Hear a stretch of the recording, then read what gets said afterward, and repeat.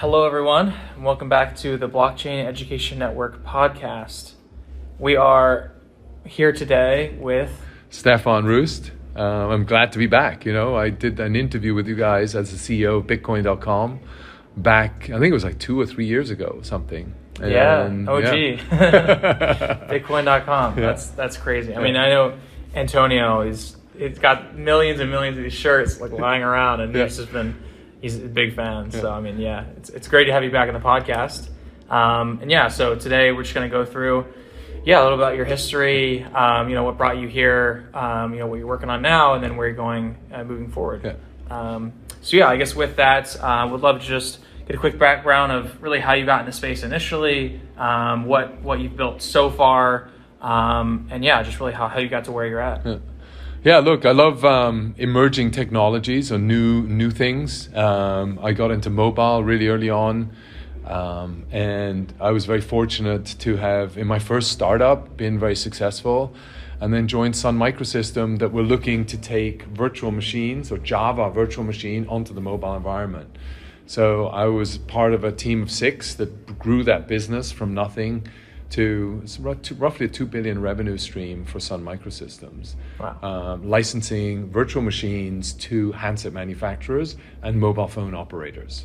Okay. And so that was super exciting time. But then in 2007, when the iPhone came out, it was really important that we take Java onto the phone and it be an operating system. Mm-hmm. And at the time, there were diverging interests.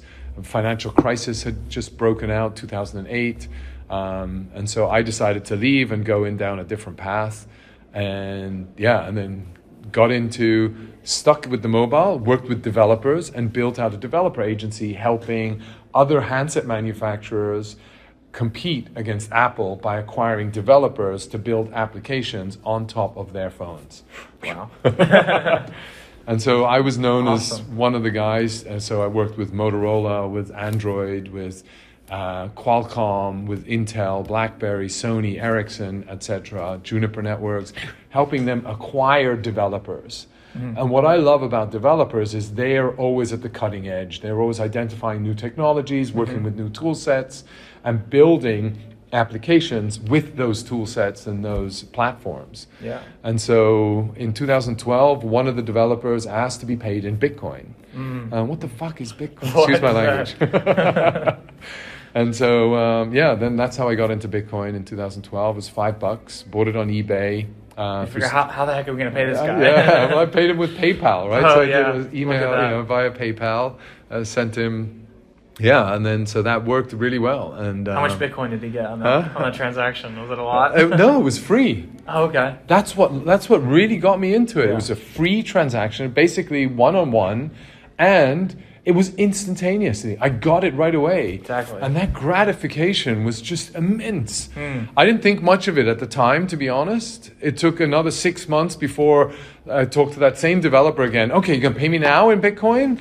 And I was like, okay. And then the price of Bitcoin had gone from $5 up to, I think it was like $300. So it's like, wow, yeah, this is great. Not paying the same amount of Bitcoin at that point. Now it's like way down. That's crazy. But it was, that's how. Then I got hooked. The second time I paid it via Skype call. So this was Skype at the time, so pre-Telegram, WhatsApp.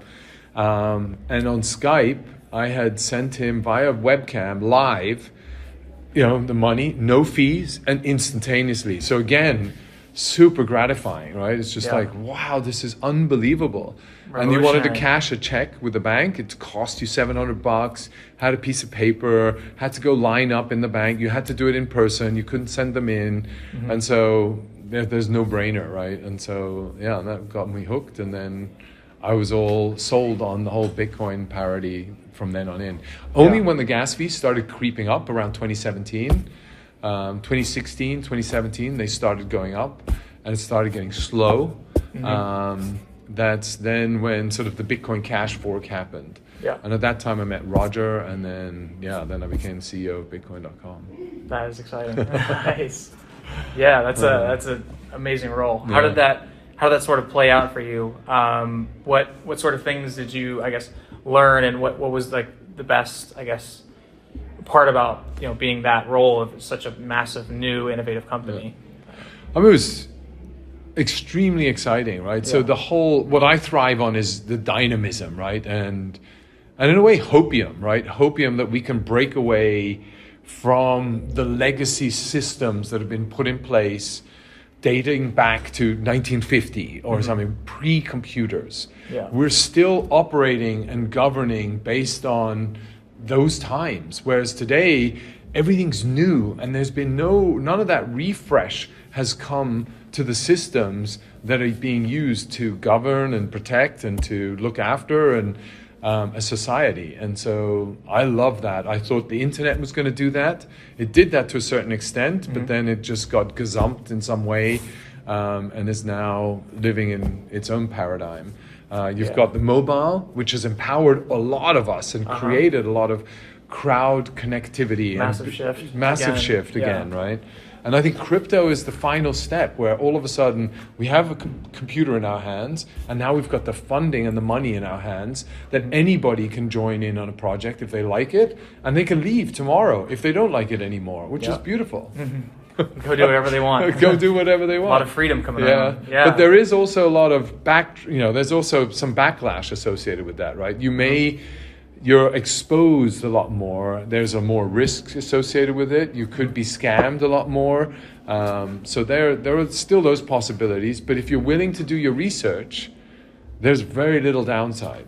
Yeah. What would you say to someone sort of just getting in the space and wondering, where do I start? How do I start getting into crypto? And where do I go from here? How do I find out my part in this revolution, in this industry? How would you kind of tell them to maybe start navigating that? So be patient. Yeah. Be courageous. So have some courage. Be humble so that you learn. You have to be able to learn, but you need to be humble because you will make mistakes. Yeah. And then apologize for those mistakes and move on. Right. But I think those are sort of the big advice. I have 4 kids myself. Oh, yeah. And so my kids are 15 years old, right? So 15 up to, now they're 17. But I got them into crypto at 15. My eldest daughter, who's now 21, just at university, at college, she basically, I got them internships in crypto. Wow. I gave them their first crypto. I taught them a trade to do at Uniswap. They got their airdrop from Uniswap. Oh, look at that. That's a good payday right there. That was a payday, exactly. And so from then on, they're now hooked into it. Not hooked, I mean, they appreciate it, but it's also still complicated, right? It's not easy to use MetaMask to Kepler wallet, to a TerraStation wallet, to a Phantom wallet, across the different blockchains, the bridges you need to move money from one chain to another chain. How do you manage all of that, right? And I think that's definitely still a challenge. So you need patience in the journey to learn those. But generally, first thing is just start. Play on a decentralized, non-custodial wallet, get that set up, and then buy 2 or 3 crypto and figure out how to get that to your wallet, and then just sit and wait, and then just dabble a little from there on in. Yeah, go from there. Yeah. Sounds good. Yeah. I mean, that's definitely great advice. I guess just some final thoughts from you. Would love to know, what you sort of see in the space moving forward as maybe one sort of barrier to adoption, and then what you're most hopeful for and what you're most excited to see in this space, maybe something you're working on now or something you're really interested in building moving forward. Yeah, so we just launched Truflation, right, .com. So truflation.com.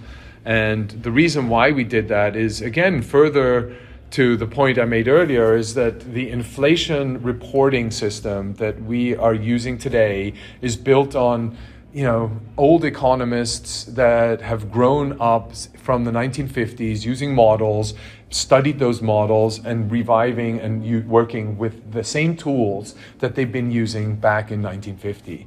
Maybe it's all on a computer now, but actually the same processes are built there. And so how do we change that? How do we disrupt that reporting? And so that's what we built, and that's what I'm working on now. And how do I now build products and solutions and services around taking that data and that model that we've created? And so how do we build it in real time? How do we leverage the digital data sources that we have today, right? So if you look at real estate, right? How do you gather? In the past, you'd choose 5 blocks in downtown Miami and then in 5 different suburbs. And then that would be, if they change in price, that would then be reflected across the whole of Miami, Florida. That's how price changed, inflation in real estate in Florida. Yeah. But what about going to Zillow? What about going to Airbnb, pulling their API data, aggregating that, and in real time, on a daily basis, I can see any single movement and from a transaction that happens on those platforms in real time, live. Wow. Yeah. Powerful. Exactly. And that's sort of the approach. How do you then scale that into other segments? What applications do you build around that? And that's sort of the exciting part that I feel. There's so many opportunities in crypto land, right? And so once you get into crypto land and you understand the opportunities, that this is the greatest time to be alive. Oh, yeah. Oh, yeah, there you go. Very exciting. Awesome. Well, thank you so much for joining us. It's been a real pleasure talking to you, and I hope to see you again. Hopefully earlier than 2 years from now. Yeah. To maybe in Puerto Rico. I gather you guys are going to Puerto Rico. Yes, Puerto Rico is the next stop. Yeah. Hope to see you there. I will be there. Awesome. Sounds good. Thank you, man. Well, thanks for joining us again today. Thank you. And that's it from the Blockchain Education Network podcast. Hope to see you around for the next one. Thank you, everyone.